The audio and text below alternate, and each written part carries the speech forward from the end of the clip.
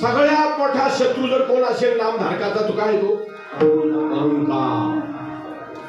सगळ्यात मोठा अहंकार हा साधकाचा सगळ्यात मोठा शत्रू आहे. मी आला तिथं सगळं संपलं. मी आला सत्यानाश केला तू सगळ्या प्रपंचाचा.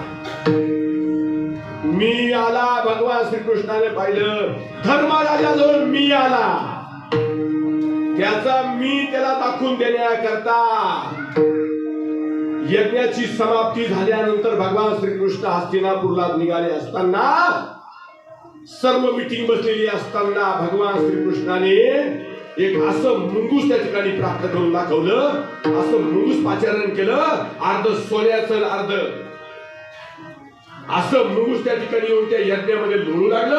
सांगा तुमकांडा उडाला. सांगा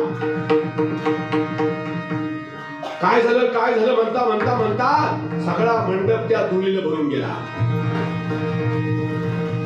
सगळे पेटोटे पाहायला लागले. धूळ खाली बसल्यानंतर कोण सदरा झटकीत, कोण काय झटकीत, कोण काय करत, काय कोण आहे हा. धर्माने श्रीकृष्णाकडे पाहिलं. श्रीकृष्णाने सांगितलं त्याला विचार कोण आहे ते मुंगूस मानुष्य म्हणजे बोलू लागलं. धर्मा तुला एवढा मोठा यज्ञ झाला, 1,00,000 ब्राह्मण जेवल्यानंतर एकदा स्वर्गामध्ये घंटा वाजत होता.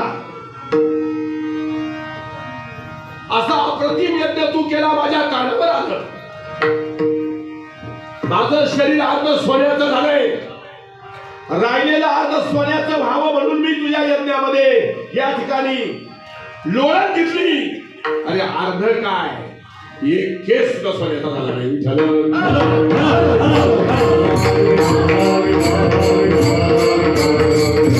असा यज्ञ केला काय तू? असा यज्ञ केला, माझा एक केस सोन्याचा झाला नाही, असा कोणता यज्ञ आहे तुझा? हवाच काढून